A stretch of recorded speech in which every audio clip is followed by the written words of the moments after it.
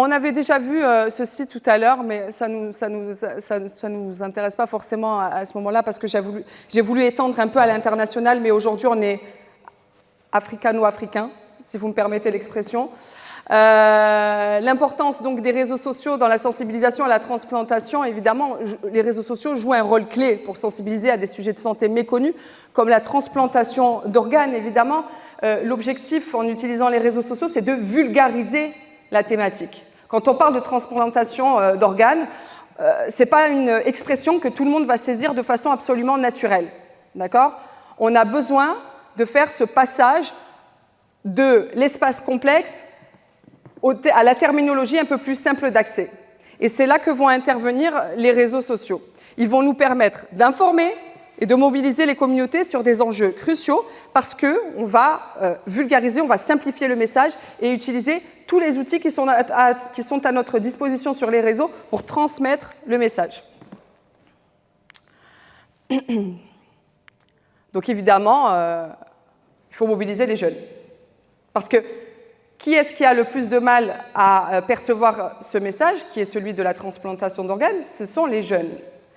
Parce qu'ils ne sont pas forcément au fait avec ce type de terminologie. Mais pas que les jeunes, finalement. Tout le monde a besoin de simplifier. Tout le monde a besoin de recevoir un message simplifié. Pourquoi j'insiste sur les jeunes? Parce que, en fait, on sait que 35% de la population africaine qui est active sur les réseaux sociaux, dans 35% des cas, ce sont des jeunes. Ça veut dire plus d'un tiers de la population qui, en fait, est représentée par des jeunes. Donc les jeunes, c'est vraiment notre vecteur de communication principal. Il est essentiel de les atteindre, souvent moins informés sur des sujets médicaux cruciaux, c'est ce que je vous disais, mais en plus de ça, ce sont eux qui utilisent le plus les réseaux sociaux, donc autant les utiliser comme vecteur de transmission. La vulgarisation, alors vous verrez cette magnifique image, j'ai fait exprès histoire de donner un aspect quelque peu médical à tout ça, parce que c'est vrai que je trouvais que mes slides étaient complètement, en termes d'image, déconnectés avec le sujet, donc je vous ai mis un petit organe qui est le foie. Les réseaux sociaux permettent de simplifier des informations complexes sur la transplantation d'organes à travers des formats accessibles et interactifs. C'est ce que je vous disais tout à l'heure, donc les vidéos courtes, les infographies, et les contenus visuels. Tout ce qui est à même de simplifier le message. Donc ça, je vous l'ai évoqué tout à l'heure, l'engagement à travers TikTok.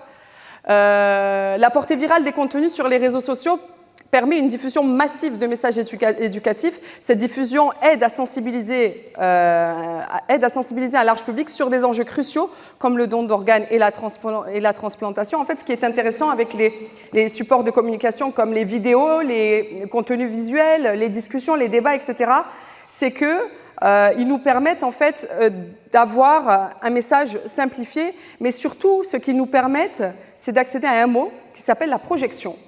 Ça permet à chacun d'entre nous de se projeter. Se projeter, c'est quoi? C'est se mettre à la place de la personne qui parle. C'est s'approprier le sujet. Et ce qu'on cherche en proposant des vidéos témoignages, par exemple, tout à l'heure vous avez parlé de success story, Hassan Lebat a parlé de success story, et il a très bien fait d'utiliser ce terme, c'est fondamental. On utilise, nous, en communication, ce qu'on appelle le storytelling. Le storytelling, c'est ni plus ni moins que de raconter une histoire. L'humain aime qu'on lui raconte une histoire. L'humain aime se projeter, l'humain aime savoir l'anecdote. Il aime savoir que quelque chose a marché chez quelqu'un d'autre, parce que si ça a marché chez l'autre, ça marchera avec moi aussi.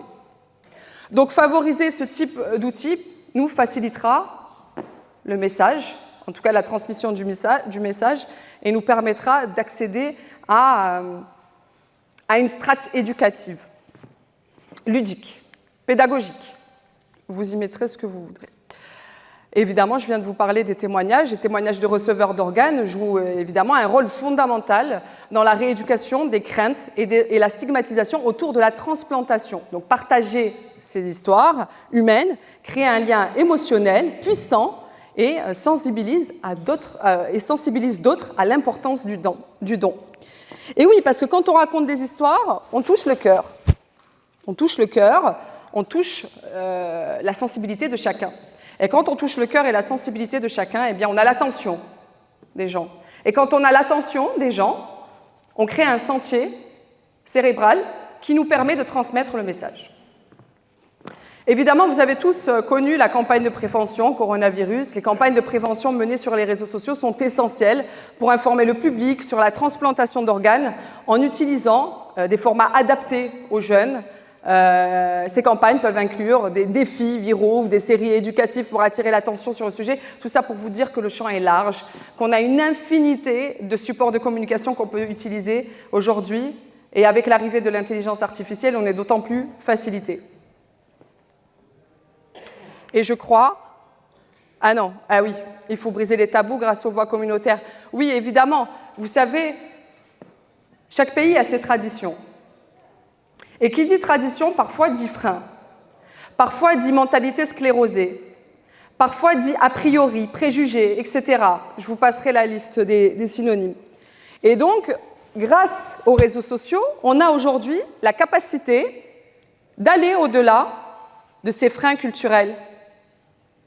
Parce que par exemple, je vous prends l'exemple de la Mauritanie. Je suis là, je suis vêtue d'un voile. Je respecte la tradition mauritanienne, je suis mauritanienne. Donc jusque-là, tout va bien. Les codes culturels sont respectés, etc.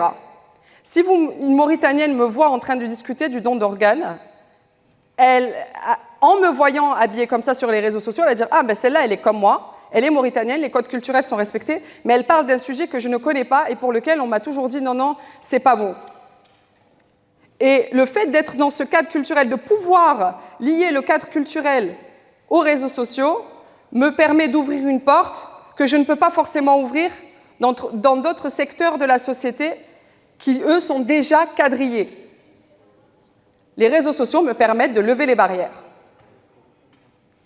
de la société. Je vais vous donner un exemple. J'ai accompagné la communication de la CNAS, la Caisse nationale de solidarité en santé. On a travaillé sur le changement de comportement parce qu'il fallait faire accepter aux Mauritaniennes et aux Mauritaniens l'idée, et je parle en ton nom, Hassan, l'idée que la prévention n'était pas haram. Souscrire à une assurance maladie n'est pas haram. Beaucoup de personnes, lorsqu'on a mené notre enquête de terrain, beaucoup nous ont dit rentrer dans la prévention, c'est faire du shirk, c'est comme ça qu'on dit ? Voilà, c'est haram, c'est aller contre la volonté de Dieu. Donc il a fallu travailler sur le changement de comportement de masse. Il a fallu faire comprendre aux Mauritaniennes et aux Mauritaniens que la prévention, ce n'est pas haram. Et pour ça, on a proposé des vidéos, on a utilisé WhatsApp, on a utilisé tous les outils de communication qui étaient à notre portée de main pour pouvoir transmettre le message et sortir de ce cadre culturel pour dire on respecte la culture et les traditions, il n'y a pas de souci, mais on a un message à vous transmettre, ce n'est pas tout à fait ce que vous pensez. Voilà à quoi serviront les réseaux sociaux dans notre sensibilisation, Inch'Allah. Évidemment, l'utilisation des influenceurs et des professionnels de santé, et tout à l'heure, Hassan Nebat a bien fait de dire à quel point c'était important, finalement, de pouvoir créer cette synergie entre nous, journalistes et experts en communication, et vous, les professionnels de santé. C'est important parce qu'il y a des choses que nous ne savons pas. Clairement, nous ne savons rien du sujet. Mais en même temps, on peut vous servir de vecteur de communication. On peut vous servir à transmettre le message. Donc évidemment, il faut mobiliser les influenceurs, il faut mobiliser les journalistes, il faut mobiliser les médias, puisque sans communication, il n'y a pas de message qui se transmet. Et si le message ne se transmet pas, l'acte opératoire ne peut se créer. Le don ne peut se faire. La communication, c'est donc la clé qui vous permettra d'ouvrir cette porte du don d'organes réglementé, facilité, démocratisé.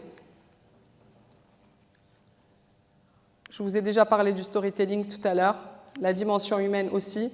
Je me suis permise d'aller un peu plus vite pour respecter mon cadre, mais je crois que j'ai déjà dépassé le temps imparti.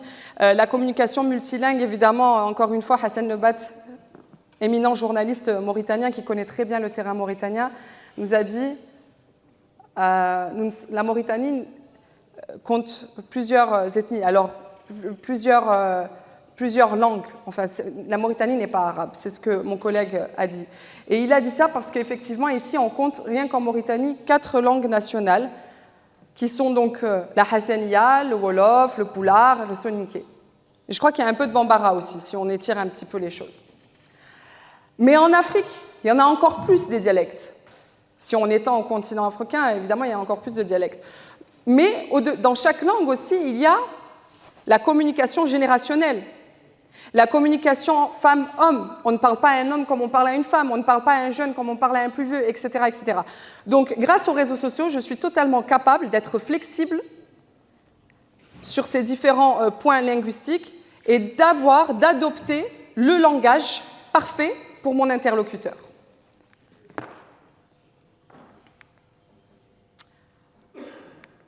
Voilà, juste un petit mot rapidement avec Yamina Prod, donc l'agence de communication. On accompagne énormément de projets de ce style, comme je vous l'ai énoncé tout à l'heure, la CNAS, et on accompagne pas mal de sujets de santé publique dans leur communication pour faciliter la transmission de messages. Et on est surtout spécialisé dans tout ce qui est changement de comportement de masse. Donc, je vous l'ai évoqué très rapidement. Et Digitel, c'est l'ONG qui, elle, agit dans l'autonomisation de la femme grâce au numérique. Notre activité, en fait, on est parti d'un principe très simple, d'un constat simple, c'est qu'on a remarqué que les femmes étaient... Je vais vous prendre l'exemple de... Récemment, j'ai participé à la feuille de route, on a participé à la feuille de route pour la lutte contre la mortalité liée à la maternité. D'accord ? Il y a beaucoup de femmes qui meurent en donnant la vie. Et pourquoi ? Dans la plupart des cas, en fait, elles meurent parce qu'elles ne sont pas suffisamment informées. Et pourquoi elles ne sont pas suffisamment informées ? Parce qu'elles ne savent pas où récupérer l'information. Alors, on s'est rendu compte que un des éléments, un des outils qui nous permettait quand même d'avoir accès à énormément de formations, c'était son téléphone. Du coup, on s'est dit que si on proposait des formations dans le numérique, on allait permettre à ces femmes isolées de mieux utiliser leur téléphone pour mieux s'informer et peut-être éviter le drame. Mais pas que, on agit aussi sur l'insertion professionnelle parce qu'on s'est rendu compte que beaucoup de femmes n'avaient pas de travail parce qu'elles ne savaient pas utiliser leur téléphone. Et si on leur apprenait à utiliser leur téléphone, elles seraient plus à même de savoir la réalité du marché du travail, savoir où postuler ou tout simplement proposer le service. Bref, tout ça pour vous dire que l'autonomisation, elle est accessible uniquement si on sensibilise sur les questions du numérique. Et le numérique est tout de suite lié aux réseaux sociaux. Donc il y a réseaux sociaux, ok, agir sur les réseaux sociaux, mais il y a aussi former les gens à s'informer sur les réseaux sociaux. Parce que sur les réseaux sociaux, il y a ce qu'on appelle les fake news aussi, la fausse information. Les slides sont inversés, mais c'est pas grave. Les fausses informations. Si je donne accès à je donne accès aux réseaux sociaux à une personne qui ne sait pas comment s'informer, qui ne sait pas comment utiliser les réseaux sociaux, je la laisse, je l'abandonne dans une jungle où elle ne pourra pas se repérer. D'accord ? L'objectif ici, chez Digitel, mais plein d'autres acteurs dans le numérique, et en fait là où je veux venir, c'est pas tant de parler de Digitel, c'est de vous dire, ok, réseaux sociaux, oui, mais il faut former les gens au numérique. Il faut former les gens aux réseaux sociaux. Il faut former les gens pour qu'ils puissent bien recevoir le message. Et ça se fait aussi à travers les réseaux sociaux. Voilà. Je pense que je vais vous faire une dernière recommandation quand même. Les campagnes doivent institutionnaliser l'utilisation des réseaux sociaux pour sensibiliser aux dons d'organes. C'est ce que je vous disais, institutionnaliser les réseaux sociaux, mais aussi former les acteurs locaux sur la narration responsable et soutenir des initiatives innovantes pour renforcer l'impact des messages. Et c'est là où je voulais en venir, c'est que réseaux sociaux, oui, mais il faut que ceux qui donnent, qui transmettent et ceux qui reçoivent le message soient formés à l'utilisation des réseaux sociaux. Et je crois que j'en ai fini. Allez, voilà. Les réseaux sociaux se révèlent être un outil puissant de transformation sociale en Afrique. Ils permettent de changer les mentalités, corriger les idées reçues et finalement sauver des vies grâce à une communication inclusive et adaptée. C'était tout pour moi. Je vous remercie pour votre attention. Ah oui, vous serez là-bas.